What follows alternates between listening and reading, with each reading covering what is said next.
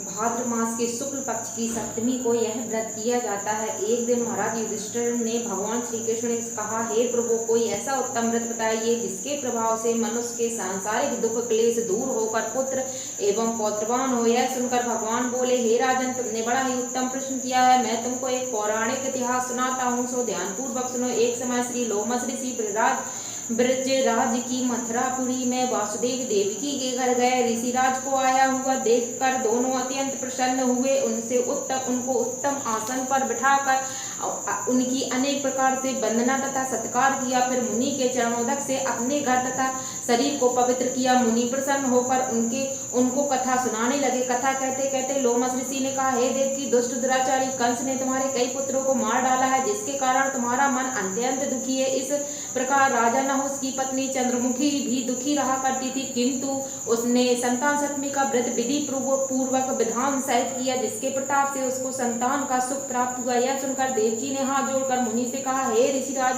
कृपा करके रानी चंद्रमुखी का संपूर्ण वृत्तांत इस व्रत का विधान सहित मुझे बतलाइए, मैं इस दुख से छुटकारा कैसे पाऊं। लोमस ऋषि ने कहा, हे देव की, अयोध्या के राजा नहुष थे, उनकी पत्नी चंद्रमुखी अत्यंत सुंदरी थी। उसी नगर में विष्णुगुप्त नाम का एक ब्राह्मण रहता था। उसकी पत्नी भद्रमुखी थी, वह भी अत्यंत रूपवान सुंदरी थी। रानी और ब्रह्माणी में अत्यंत प्रेम था। एक दिन दोनों सरयू में स्नान करने निमित्त गए। वहां उन्होंने देखा कि बहुत सी स्त्रियां सरयू में स्नान करके निर्मल वस्त्र पहनकर एक मंडप में श्री शंकर पार्वती की मूर्ति स्थापित करके उनकी पूजन कर रही थी। रानी और ब्रह्माणी ने यह देखकर उन स्त्रियों से पूछा कि बहना, तुम किस देवता का और किस कारण से पूजन व्रत आदि कर रही हो। तब यह सुनकर स्त्रियों ने कहा कि हम संतान सप्तमी का व्रत कर रहे हैं और हमने शिव पार्वती का पूजन चंदन अक्षत आदि से षोडशोपचार विधि से किया है। यह सब उसी पुनीत व्रत का विधान है। यह सुनकर रानी और ब्राह्मणी ने इस व्रत को करने का मन में संकल्प लिया। घर वापस लौट आए। ब्रह्माणी भद्रमुखी तो इस व्रत को नियम पूर्वक करती रही, किंतु रानी राजमद के कारण इस व्रत को कभी करती और कभी भूल जाती। कुछ समय बाद यह दोनों मर गई। दूसरे जन्म में रानी ने बंदरिया और ब्राह्मणी ने मुर्गी की योनि पाई। इधर ब्राह्मणी मुर्गी की योनि में कुछ नहीं भूली, भगवान शंकर तथा पार्वती का ध्यान करती रही। उधर रानी बंदरिया की योनि में सब कुछ भूल गई। थोड़े समय के बाद इन दोनों ने देह त्याग दी।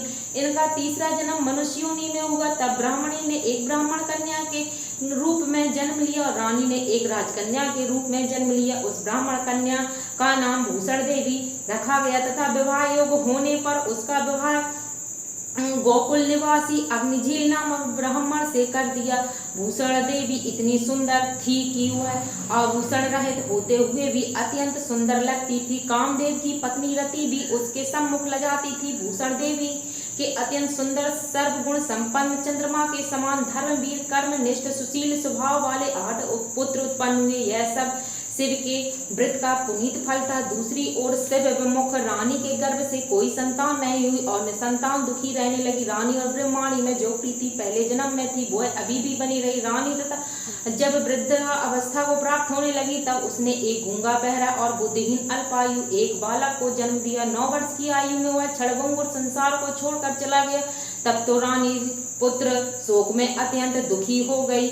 देवयोग से भूषण देवी ब्राह्मणी ने यहाँ अपने सब अब तो रानी पुत्र योग में अत्यंत दुखी व्याकुल रहने लगी। देव योग से भूषण देवी ब्राह्मणी रानी के यहाँ अपने सब पुत्रों को लेकर आई। रानी का हाल सुनकर उसे भी बहुत दुख हुआ, किंतु इसमें किसी का क्या बस। कर्म और प्रारब्ध के लेख को स्वयं ब्रह्मा नहीं मिटा सकते। रानी का चित्त भी थी, इसी कारण उसे यह दुख देखना पड़ा। इधर रानी उस ब्राह्मणी के वैभव और 8 पुत्रों को देखकर उससे मन में ईर्ष्या करने लगी तथा उसके मन में पाप उत्पन्न हुआ। उस ब्राह्मण ने रानी को संताप दूर करने के निमित्त अपने 8 पुत्रों को रानी के पास छोड़ दिया। रानी ने पाप के वशीभूत होकर उन ब्राह्मण पुत्रों की हत्या के निमित्त विचार कर लड्डू में विष मिलाकर उनको भोजन करा दिया, परंतु भगवान शंकर की कृपा से एक भी बालक की मृत्यु नहीं हुई। यह देखकर तो रानी अत्यंत ही आश्चर्यचकित हो गई। इस रहस्य का पता लगाने के मन ही मन में ठान ली। भगवान की पूजा सेवा से निवृत्त होकर जब भूषणा देवी आई तो रानी ने उससे कहा कि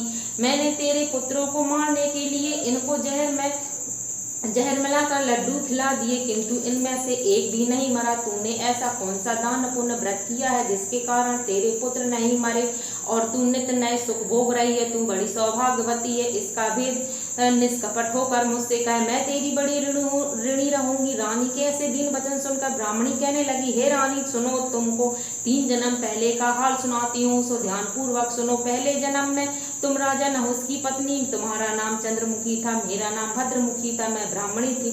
हम तुम अयोध्या में रहते, मेरी तुम्हारी बड़ी प्रीति थी। एक दिन हम तुम दोनों सरयू नदी में स्नान करने गए और दूसरी स्त्रियों को संतान सप्तमी का उपवास, शिव जी का पूजन अर्चन करते देखकर तुमने भी उस व्रत को करने की प्रतिज्ञा की।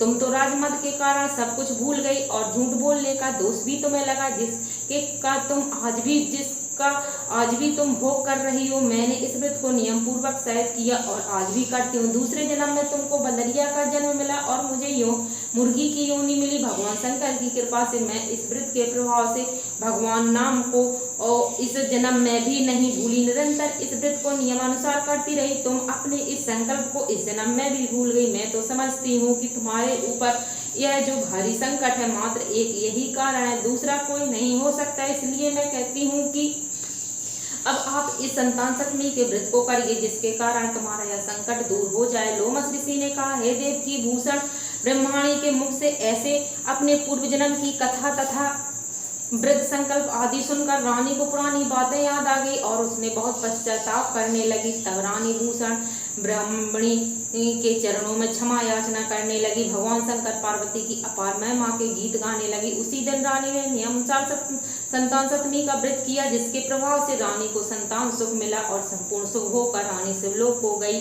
भगवान शंकर के व्रत का ऐसा प्रभाव है कि पथ भ्रष्ट मनुष्य भी अपने पथ पर अग्रसर हो जाता है और अंत में ऐश्वर्य भोग कर लोमस पाता है। लोमस ऋषि ने कहा, हे देव की, इसलिए तुम इस व्रत का करने का दृढ़ संकल्प अपने मन में करो और तुम्हें संतान का सुख प्राप्त होगा। इतनी कथा कहकर देवकी सुनकर देवकी ने लोमस ऋषि से कहा, हे ऋषिराज, इस पुनीत व्रत को मैं अवश्य करूंगी, किंतु इस कल्याणकारी एवं संतान सुख देने वाले व्रत का विधान नियम विधि विस्तार से मुझे सुनाइए। यह सुनकर ऋषि बोले, हे देव की, यह व्रत ब्रह्म मुहूर्त में उठकर किसी नदी तथा कुएं के पवित्र जल में स्नान कर वस्त्र पहनने चाहिए। फिर श्री शंकर भगवान तथा जगदम्बा पार्वती जी की मूर्ति की स्थापना करें। इन प्रतिमाओं के सम्मुख सोने चांदी के तारों तथा अथवा रेशम का एक गड़ा बना में उस गड़े में 7 गांठें लगानी चाहिए। इस गड़े को धूप दीप अष्टगंध से पूजा करके अपने हाथों में बांधे भगवान शंकर से अपनी कामना सफल होने की शुद्ध भाव से प्रार्थना करें। तदंतर 7 पुआ बनाकर भगवान को भोग लगावे और साथ ही पुआ यथाशक्ति सोने चांदी की एक अंगूठी बनवाकर उसको तांबे के पात्र में रखकर उसका षोडशोपचार विधि से पूजन करें। किसी सदाचार धर्मनिष्ठ कर्मनिष्ठ पात्र ब्राह्मण को दान देवे। उसके पश्चात 7 पुआ स्वयं ही प्रसाद के रूप में ग्रहण करें। इस प्रकार इस व्रत को नियम परायण से करना चाहिए। प्रतिमास की शुक्ल पक्ष की सप्तमी के दिन इस व्रत को इस प्रकार नियम पूर्वक करने से समस्त पाप नष्ट हो जाते हैं और भाग्यशाली संतान उत्पन्न होती है तथा अंत में शिवलोक की प्राप्ति होती है। हे देव की, मैंने तुमसे संतान सप्तमी का व्रत संपूर्ण विधि पूर्वक विस्तार से बताया है। अब तुम इसको नियम पूर्वक धारण करो, जिससे तुमको उत्तम संतान होगी। इतनी कथा कहकर भगवान आनंद कंद श्री कृष्ण ने धर्मा अवतार युधिष्ठिर से कहा कि लोमस ऋषि इस प्रकार हमारी माता को शिक्षा देकर चले गए। ऋषि के कथनानुसार हमारी माता देवकी ने इस व्रत को नियम अनुसार किया, जिसके प्रभाव से हम उत्पन्न हुए। यह व्रत विशेष रूप से स्त्रियों को तो कल्याणकारी है ही, परंतु पुरुषों को भी समान रूप से कल्याणदायक है। संतान सुख देने वाला, पापों का नाश करने वाला यह उत्तम व्रत है, जिसे स्वयं भी करें तथा दूसरों से भी करवाएं। नियम पूर्वक जो कोई इस व्रत को करता है, भगवान शंकर एवं पार्वती की सच्चे मन से आराधना करता है, वह निश्चय ही अमर यश प्राप्त कर अंत में शिवलोक को प्राप्त होता है।